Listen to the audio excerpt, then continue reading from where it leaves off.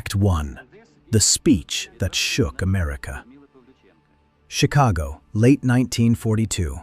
A young woman in an ill-fitting Soviet uniform stands before a crowd of American reporters and politicians. She is 25 years old. Her face is unremarkable. The face of a student, a librarian, maybe a teacher. But her eyes are not the eyes of a student. They have seen things that no one in this room can imagine. She grips the podium. The room is noisy, skeptical. The Americans have been hearing about the Soviet Union's desperate fight against Hitler. But this woman, what could she possibly have to say? She speaks. Her English is heavily accented, but her words are sharp as bullets. "Gentlemen," she says, "I am 25 years old, and I have killed 309 fascist invaders. Don't you think that you have been hiding behind my back for too long?" Silence. The room freezes. No one knows where to look. She lets the silence hang in the air, then continues. "I am proud to fight for my country, but I did not come here to ask for your admiration. I came here to ask for a second front. My people are dying while you debate." The speech made headlines around the world. This young woman, Lyudmila Pavlichenko, had just publicly shamed the most powerful men in America. And she was not done.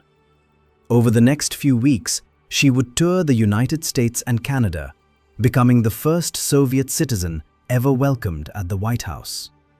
She would befriend Eleanor Roosevelt. She would be photographed with Charlie Chaplin. She would be celebrated, scrutinized, and ultimately discarded. But before any of that, before the White House, before the speeches, before the fame, Lyudmila Pavlichenko was just a student. A young woman who loved history, who loved her family, who loved a man named Alexei. And she had no idea that in less than a year, she would be crawling through the mud of Sevastopol, a rifle in her hands, a tally of deaths in her notebook, and a nickname that would follow her for the rest of her life. The Germans called her Lady Death. Act 2. The Student. Lyudmila Mikhailovna Pavlichenko was born in 1916 in Bila Tserkva, a small city in what is now Ukraine. Her father was a factory worker and a former soldier. Her mother was a teacher. The family moved to Kiev when Lyudmila was a teenager.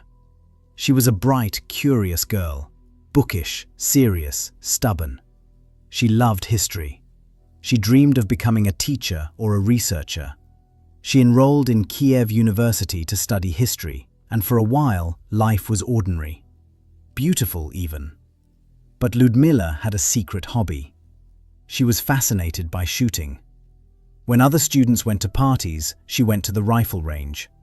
She joined a paramilitary youth organization where she learned marksmanship, first aid, and basic military skills.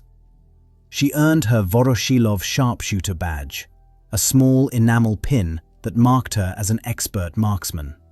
She was proud of it, but she never imagined it would save her life. At university, she fell in love. His name was Alexei Pavlichenko. They married young, and Lyudmila gave birth to a son, Rostislav. But the marriage was difficult. Alexei was not a bad man, but he was not ready for the responsibilities of a family. When Lyudmila's studies and shooting practice took her away from home, he grew resentful. They separated. Lyudmila became a single mother, juggling her studies, her son, and her quiet obsession with rifles. And then came June 22nd, 1941. Hitler invaded the Soviet Union. The largest military operation in history, Operation Barbarossa, swept across the border, and the world changed overnight. Kiev, Lyudmila's city, was in the path of the advancing German army. Like millions of other Soviet citizens, Lyudmila faced an impossible choice: flee or fight. She was 24 years old. She had a young son. She could have evacuated. but she went to the recruitment office instead. She presented her Voroshilov sharpshooter badge. The recruiter laughed and told her to go home and be a nurse. She refused. She demanded to be tested, and when she put 5 rounds through a target at 300 meters, the laughter stopped. Lyudmila Pavlichenko was going to war. Act 3. The Invasion. Lyudmila was assigned to the 25th Chapayev Rifle Division. She was given a standard-issue Mosin Nagant rifle, a bolt-action weapon that had been in service since the time of the Tsars. It was old, it was heavy, and it was accurate. She was also given a 4x magnification PU scope. This rifle, this scope, and her own extraordinary patience would become her tools of war. Her first kill came quickly. A German officer standing in the open, scanning the Soviet lines with binoculars. Lyudmila watched him through her scope. She controlled her breathing. She squeezed the trigger. The officer fell. The man next to him looked around in confusion. She shot him too. 2 kills in less than a minute. She had crossed a line that can never be uncrossed. But the early days of the war were not a sniping montage. They were chaos. The Red Army was collapsing. The Germans were advancing with terrifying speed. Lyudmila's unit was pushed back again and again. She saw things that shook her to her core. Villages burned, civilians executed, friends cut down by machine gun fire. She learned to survive by suppressing her fear, by focusing only on the next shot, the next target, the next breath. A pivotal moment came during the defense of Odessa. The city was under siege, and Lyudmila was in the thick of it. She spent days and nights in the rubble, hunting German soldiers. This was where she learned the patience of a sniper, the ability to lie motionless for hours, to ignore the cold, the hunger, the cramps in her muscles, to wait for the perfect shot. Her commanders noticed her skill. She was not just a good shot, she was a natural sniper. She understood the psychology of the hunt. She knew how to predict enemy movement, how to choose the perfect position, how to vanish after taking a shot. She was promoted, given more responsibility, and eventually given a mission that would define her legend: to hunt down enemy snipers. Act 4.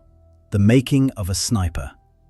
Sniper versus sniper combat is the most terrifying form of warfare. It is not about volume of fire, it is about patience, nerve, and the ability to think like your enemy.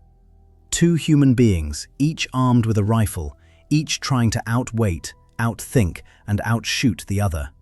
A single mistake, a glint of light on a scope, a too quick movement, means death. Lyudmila understood this instinctively. She had a hunter's patience. Before the war, she had spent hours alone in the woods, observing animals, learning how to move silently. Now she applied those skills to hunting men. She studied the German snipers she killed. She learned their tactics, their habits, their favorite hiding spots, and she used that knowledge against them. One of her most famous duels lasted 3 days. It was somewhere near Odessa in the autumn of 1941. A German sniper had been picking off Soviet soldiers from a well-hidden position. Lyudmila was ordered to eliminate him. For 2 full days, she lay in a ruined building, scanning the terrain. She knew the German was out there, watching, waiting. On the 3rd day, she noticed something. A tiny, almost imperceptible glint of light. A rifle scope. She had her target. She waited until the German shifted position, exposing himself for a fraction of a second. 1 shot. The duel was over. When she examined the fallen sniper's logbook, she found he had over 400 kills. He was one of the deadliest marksmen in the Wehrmacht, and she had outlasted him. This is a good moment to talk about the numbers. The official Soviet count credits Lyudmila Pavlichenko with 309 kills, including 36 enemy snipers. These numbers have been debated.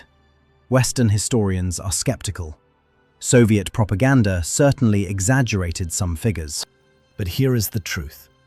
Even if the number is inflated by 50%, she still killed over 150 people. Even if it is inflated by 100%, she still killed dozens. And the German nickname for her, Lady Death, was not Soviet propaganda. It was what the German soldiers called her, whispered in the trenches. They knew her, they feared her, they put a bounty on her head. What was it like for her? In later interviews, Lyudmila rarely spoke about the killing itself. She spoke about the difficulty of it, the physical exhaustion, the psychological toll. She said, "The only feeling I had was the great satisfaction of a hunter who has killed a beast of prey. But there was no hatred in my heart. I was protecting my country." She also said something else, something quieter. "Every German I killed was one less German to kill my friends. But I never forgot that they were human beings. They had mothers too." This duality, the cold professional and the young woman who remembered that her enemies were human, is what makes Lyudmila Pavlichenko so compelling. She was not a simple hero. She was a complex human being, shaped by a brutal time, doing what she believed she had to do. Act 5. The hunt begins. After Odessa fell, Lyudmila was transferred to Sevastopol, the great naval fortress on the Crimean Peninsula. The siege of Sevastopol was one of the most brutal battles of the entire war. For 250 days, the city held out against overwhelming German and Romanian forces. And in the ruins of that city, Lyudmila Pavlichenko became a legend. She was no longer just a sniper. She was a hunter-killer, assigned to the most dangerous sectors of the front. She trained other snipers, passing on her knowledge. She was wounded multiple times, shrapnel, concussion, frostbite. Each time, she returned to the front. One of the most intense periods of her war was the winter of 1941 to 1942. Sevastopol was under constant bombardment. The German Luftwaffe owned the skies. Supplies were running low. The defenders were freezing, starving, exhausted. And through it all, Lyudmila hunted. She developed a signature technique. She would move forward at night, alone, crawling through the mud and snow to find a position. She would lie there through the day, waiting. Sometimes a target appeared in minutes. Sometimes she waited for hours, for days. And when the shot came, she never missed. By the spring of 1942, she had become so famous that the German forces had a specific name for her: Lady Death. Leaflets were dropped over Soviet lines, offering a reward for her capture or death. Some of them read, "Pavlichenko, come over to us. We will give you chocolate and make you an officer." She found this hilarious. She kept one of the leaflets as a souvenir. But the war was taking its toll. In June 1942, during a particularly intense artillery barrage, Lyudmila was hit. Shrapnel tore into her face and shoulder. She was pulled from the rubble, bleeding, barely conscious. Her war was over. Act 6. Becoming Lady Death. The Soviet High Command made a decision. Lyudmila Pavlichenko was too valuable to die in the ruins of Sevastopol. She was evacuated by submarine just days before the city fell. When she arrived in Moscow, she learned that she had been awarded the title Hero of the Soviet Union, the highest military honor in the country. But her recovery was slow. The shrapnel wounds were deep. She was in constant pain. And then, the Soviet propaganda machine came calling. They needed a hero, a face to show the world that the Soviet Union was not just holding on, it was fighting back. And so, in late 1942, Lyudmila Pavlichenko found herself on a ship to the United States. She was part of a Soviet delegation sent to drum up support for a second front. The Americans had entered the war after Pearl Harbor, but they were focused on the Pacific. The Soviets were desperate for an Allied invasion of Western Europe, and they sent their best propaganda weapon, a young woman who had killed 309 Nazis. The trip was surreal. Lyudmila, who had been sleeping in frozen trenches a few months earlier, was now attending banquets, meeting movie stars, and giving press conferences.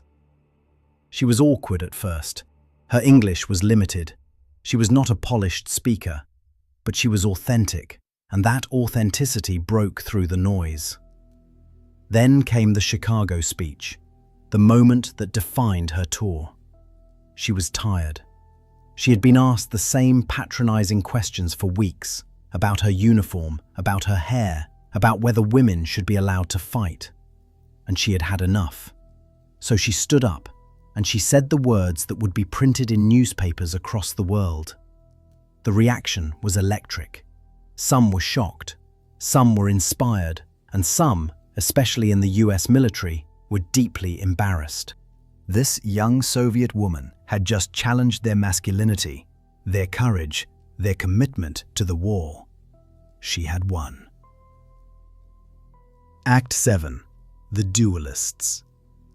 Let's pause the narrative for a moment and talk about what made Lyudmila such an extraordinary sniper. It wasn't just her aim, it was her mind. Sniper duels are often compared to chess games.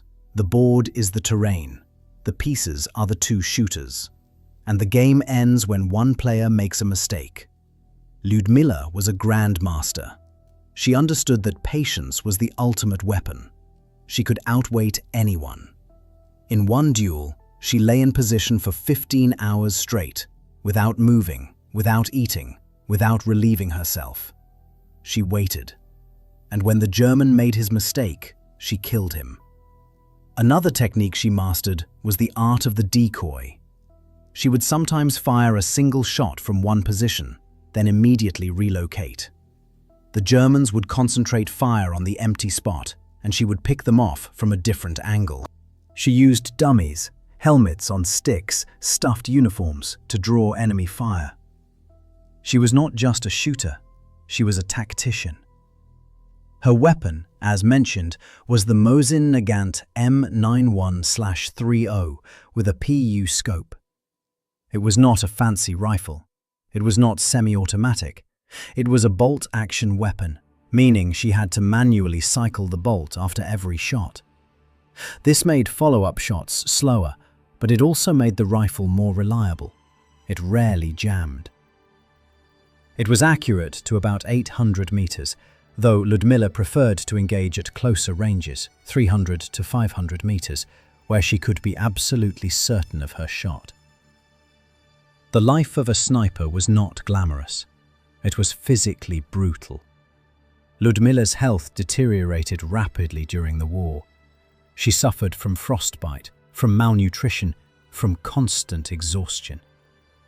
The psychological strain was equally severe. She was killing people, real people, not abstractions, and she did it alone, face to face, through a scope. She never had the comfort of distance, the way a bomber pilot might. She saw the faces of the men she killed. In her later years, she rarely talked about this aspect of the war. But in one interview she said, "I was not born a killer. I was a student. I wanted to teach history. The war made me what I was, but I never forgot who I had been." This tension between the student and the sniper, between the young woman and Lady Death, is the key to understanding Lyudmila Pavlichenko. She was not a psychopath. She was not a fanatic. She was a person who made an impossible choice in an impossible time. Act 8. Sevastopol Falls. When Lyudmila was evacuated from Sevastopol in June 1942, she left behind a city that was about to die. The siege had been going on for 8 months. The defenders were out of ammunition, out of food, out of hope. Within weeks, Sevastopol would fall to the Germans. Of the soldiers Lyudmila had fought alongside, most would be killed or captured. She carried this guilt with her for the rest of her life. She had survived, and they had not. Why? She didn't know. But she knew that her survival came with a responsibility. To speak for the dead, to tell the world what had happened. This is what motivated her during the American tour. She was not there for the fancy dinners. She was there to shout from the rooftops, "We are dying, and you are sitting on your hands." The message was not always well received. Some American newspapers criticized her for being too aggressive, too political. She didn't care. The tour ended. Lyudmila returned to the Soviet Union. She was given a training role, teaching new snipers. She never returned to frontline combat. The wounds she had suffered were too severe. But she had already done more than most soldiers could dream of. She had become a symbol. And symbols, like snipers, must learn to live with the weight of what they carry. Act 9. The Tour, America and Beyond. The American tour was not the end of Lyudmila's international journey. After the United States, she traveled to Canada and then to Great Britain. Everywhere she went, she told the same story. The story of the Soviet people fighting for their lives against the Nazi war machine.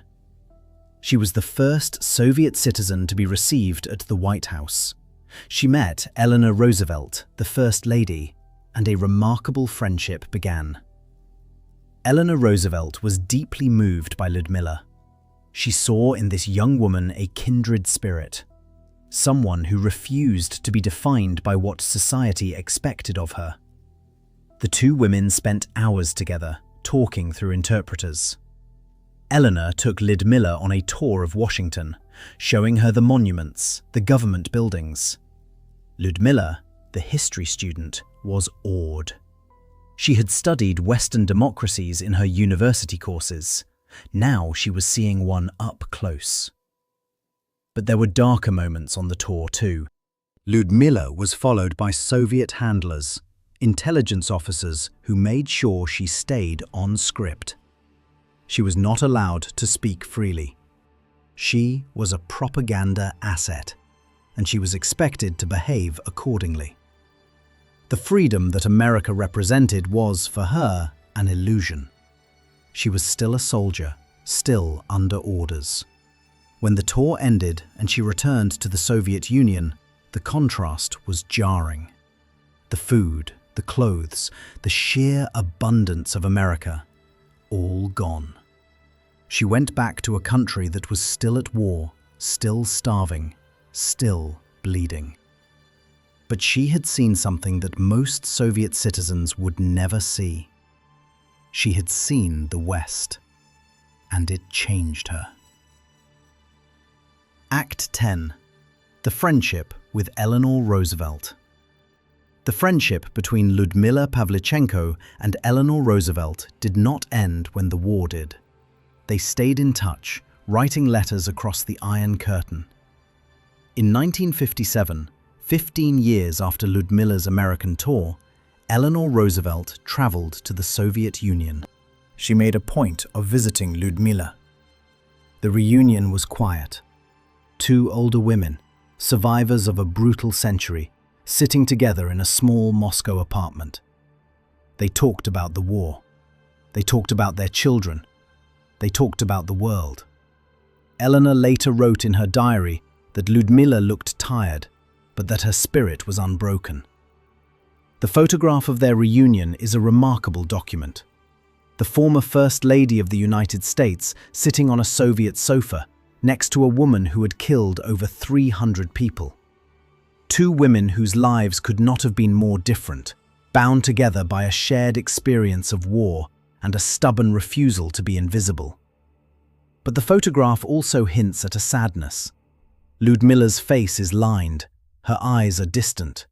She had been through more than anyone should have to endure, and the years after the war were not kind to her. Act 11. The Aftermath. A Hero Forgotten.